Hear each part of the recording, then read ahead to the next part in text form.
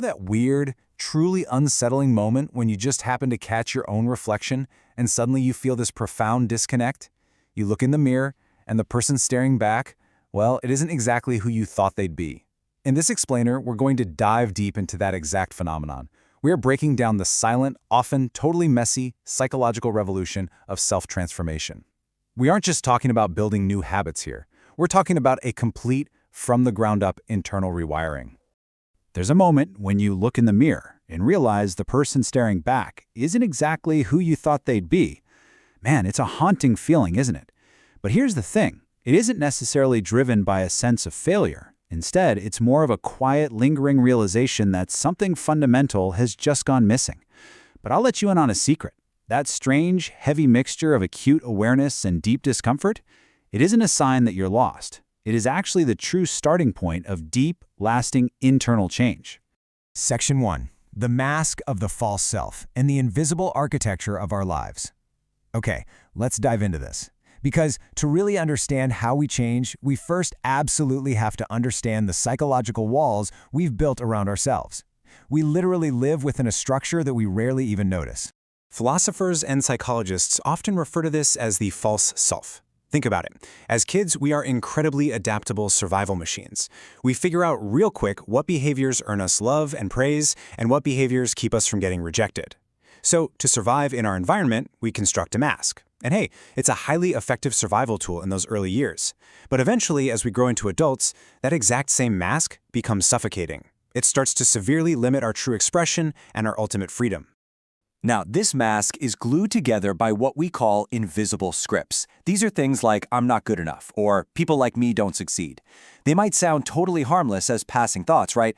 But these family conditioned beliefs literally form the invisible architecture of your life. They are quietly and constantly dictating what you actually think is possible for yourself.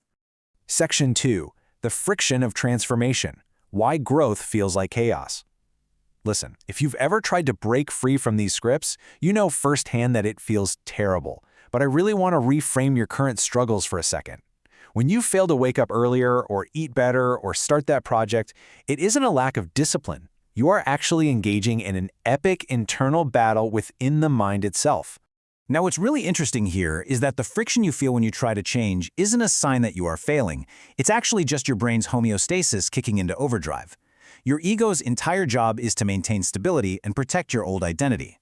So when you try to act differently, it feels like complete chaos because your inner system is desperately trying to hold on to familiarity, even if that familiarity is exactly the thing that's suffocating you. And guys, this is exactly why sheer willpower almost always fails us. You're basically trying to force a new behavior while secretly holding on to your old identity. The subconscious just doesn't buy the performance. To truly transform, you need an identity shift. You have to redefine who you believe yourself to be. Because at the end of the day, you simply cannot maintain a new habit with an old self-concept. Section 3. Radical Honesty and Ego Death. Truth before effort. Getting to that shiny new self-concept requires something pretty intense: ego death. Now, this isn't some dramatic, cinematic explosion. It's the painful but entirely necessary loosening of your identification with that constructed false self we just talked about. It requires radical honesty. Truth has to come before effort. So let's walk through what this radical honesty actually looks like in practice. It starts right here. Here's what I feel. Not what you think you should feel, not what society tells you to feel, your actual, raw, immediate emotional reality. You have to look it dead in the eye and confront it without a single ounce of judgment. Then, you rapidly shift to this. Here's what I've avoided. This is where you shine a massive spotlight on the hidden fears and the cognitive dissonance that have kept that old mask glued to your face for years. No more hiding. And finally, here's what still hurts. You have to acknowledge your unhealed wounds. This sequence of rapid, radical honesty shatters your psychological defenses. It is the absolute equivalent of scrubbing out a deep, infected wound. It stings like crazy at first, but I promise you, it is the only way real healing actually happens. Section 4. Integration over fixing. The path to self-reconciliation. Once you break down those old defenses, we need a complete paradigm shift. We have to completely step away from this exhausting, endless treadmill of trying to fix a broken self. Instead, we're moving toward a grounded, holistic process of self-reconciliation through integration. And this brilliantly illustrates Carl Jung's concept of individuation. It's the ultimate goal of psychological wholeness. It is the active process of taking all those fragmented, messy, perhaps even rejected parts of yourself and integrating them into one solid, unified whole. Because there is a stark, night and day difference between these two approaches. Traditional self-improvement, it's built on the assumption that you are broken and need fixing, which usually just leads to self-rejection and self-attack. Self-transformation, on the other hand, is all about self-reconciliation. Take procrastination, for example. It's almost never a discipline issue. It's usually just fear hiding beneath the surface. When you approach that fear with radical compassion instead of shame, you'll find that the avoidant behavior just naturally starts to evaporate. Section 5. Surviving the liminal space and the messy reality of the transition phase. Look, letting go of those old defenses plunges you straight into a void. It's deeply uncomfortable. It's uncertain. It is the literal space between who you were and who you're becoming. You are way too self-aware to go back to sleep, but you aren't quite confident enough to sprint forward yet. It's a messy reality, and it maps perfectly to this non-linear cycle of deep change. You get a little progress, then boom, doubt hits.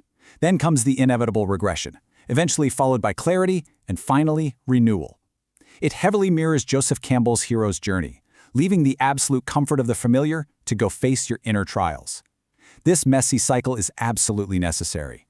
Without it, there is literally no room for rebirth. Section 6. The biology of belief. Rewriting the neural map. Let's move to and see how this builds into our actual wetware, our biology.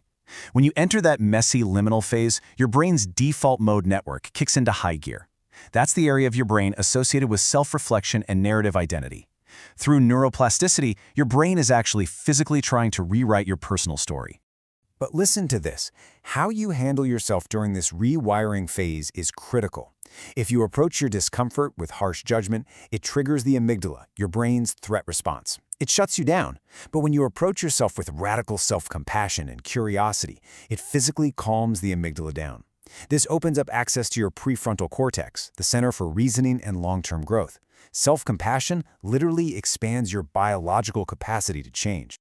Now, to support this massive neural rewiring, we have to look outside the mind to environmental design, because willpower alone just isn't enough. Every sensory input, every conversation, every room you sit in shapes your neural wiring. You have got to remove the triggers of your past self and actively surround yourself with visual cues of your potential instead of reminders of your history. Like the saying goes, you simply cannot plant new seeds in toxic soil and expect them to thrive. And as you curate this new environment for yourself, it's so crucial to remember that transformation isn't about acting a part. Pretending says, I'm something I'm not. Embodying says, I'm learning to live as what I already am beneath the noise. You aren't trying to become someone completely new and unrecognizable. You are just undergoing the paradoxical process of remembering and returning to the whole, authentic self that was always there all along. Section 7. The lifelong spiral. Unfolding evolution. Ultimately, you guys, this journey doesn't have a finish line. Transformation is not some corporate ladder you climb to reach a final, perfect, enlightened destination. It is a continuous, beautifully unfolding spiral of adaptation. You will absolutely revisit the same lessons over and over again, but each time you'll face them at a higher level of renewed consciousness with way more wisdom and a whole lot less fear. So, as we wrap up, I want to leave you with this single, deeply provocative thought. Let it echo in the shadows of your mind long after this explainer is over. It is the ultimate invitation.